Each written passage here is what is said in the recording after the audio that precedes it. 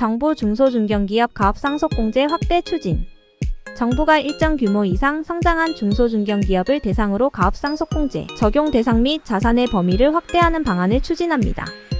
이는 세계 최고 수준의 상속세 부담을 낮추어 기업 경영 포기를 막고 기업이 성장할 수 있는 기반을 마련하기 위함입니다. 경제관계장관 회의에서 발표된 기업 성장 사다리 대책. 지난 3일 최상목 부총리 겸 기획재정부 장관은 정부 서울청사에서 열린 경제관계장관 회의에서 이러한 내용이 담긴 기업 성장 사다리 대책을 발표했습니다. 정부는 일정 수준 이상 투자 등의 증가율을 보인 기업에 대해 가업상속공제 적용 대상을 확대할 방침입니다. 또한 가업상속공제 대상 사업용 자산의 범위도 확대됩니다. 가업상속공제란? 가업상속공제는 중소중견기업을 10년 이상 경영한 사업자가 자식에게 가업을 물려줄 경우 상속재산에서 최대 600억 원까지 과세가액을 빼주는 제도입니다. 현재 대상은 매출액 5천억 미만의 중소중견기업입니다. 상속공제 확대를 검토하는 이유는 한국의 상속세율이 세계 최고 수준으로 높기 때문입니다. 과도한 상속세를 내기 위해 회사 지분을 팔면서 경영권 위협을 받거나 기업 경영을 포기하는 문제가 발생하고 있습니다. 한국의 상속세 문제. 한국의 상속세 최고세율은 50%이며 최대주주에게는 20% 할증이 붙어 실제 최고세율은 60%에 달합니다.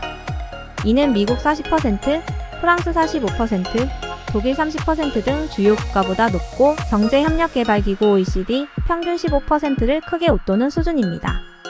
실제로 무역협회에 따르면 2023년 기준 가업승계 대신 매각 또는 폐업을 고려했다는 응답이 42.2%에 달합니다. 기업주가 점차 고령화되면서 상속세 부담으로 신산업 진출, 사업 재편, 기업 가치 제고에 소극적이라는 의견도 있습니다. 2015년에는 60세 이상 대표자가 있는 중소기업 비중이 18.7%였으나 2022년에는 33.5%로 급증했습니다. 상속공제 확대 방안. 정부는 2022년 가업상속공제 개편 당시 매출액 기준을 1조 원 미만으로 높이고 공제 한도도 최대 1,000억 원으로 올리는 방안을 추진했으나 더불어민주당의 반대로 한도가 600억 원으로 올리는 데 그쳤습니다. 기재부 관계자는 구체적인 내용은 올해 세제 개편안에 담길 예정이라며 일정 수준 이상 투자 등 증가율이 있는 곳을 중심으로 확대하는 것을 검토할 예정이라고 설명했습니다. 기업 승계형 M&A 및 중견기업 고용허가제 확대. 정부는 인수합병을 통한 신산업 진출도 지원할 계획입니다. 우리나라는 M&A 시장이 발달하지 않아 외부 자원과 노하우를 이용한 신사업 진출에 제약이 있다는 지적이 있습니다. 내년 상반기 중에 기술보증기금 M&A 전담센터를 마련하고 중소기업 인수금융 특별대출 프로그램을 2년간 3천억 원 신속 집행하며 기업 승계형 M&A 특례보증을 신설할 예정입니다. 자금 조달 및 인력 지원 강화. 기업의 성장 과정에서 원활한 자금 조달을 위해 대출펀드 등 지원을 강화합니다.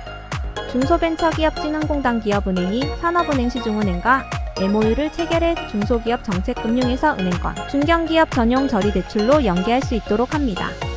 5조 원 규모의 은행권 공동 중견기업 전용 펀드의 20% 이상을 예비 초기 중견기업에 우선 투자할 계획입니다. 소부장 및 미래전략산업 등 분야 중소기업은 스케일업에 5천억 원 신규 보증도 지원합니다. 국내외 우수인력 유치 지원. 국내외 우수인력 유치도 지원합니다. 연내 실태조사를 통해 중견기업의 비전문 외국인 고용허가 범위 확대를 검토합니다. 현재 중견기업은 비수도권 뿌리기업에 한해서만 고용허가제 외국인이 근무할 수 있으나 본사가 수도권에 있는 경우 공장이 지방에 있어도 채용할 수 없다는 지적이 있습니다.